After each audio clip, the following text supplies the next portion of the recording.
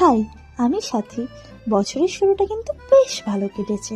তো তোমাদের সাথে শেয়ার করব একটা সুন্দর কোজি অ্যাস্থেটিক ক্যাফে। তো চলো, এই ক্যাফেটার নাম হচ্ছে হাইট অ্যাওয়ে। না না, লোকেশনটা এখন বলবো না, ভিডিওটাতে কিন্তু শেষ পর্যন্ত দেখতে হবে। তো এনাদের ফুড যেগুলো ছিল সবকটাই কিন্তু ডিলিশিয়াস। তো প্রথমেই ছিল কিন্তু ফিশ অ্যান্ড চিপস, যেটা খেতে কিন্তু বেশ ভালো ছিল।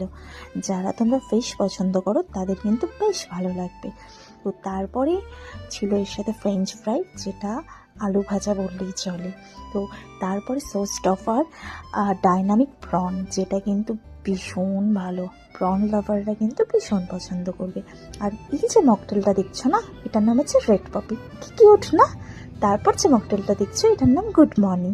ভীষণ কিউট, খেতেও যেমন সুন্দর, দেখতেও কিন্তু ভীষণ সুন্দর।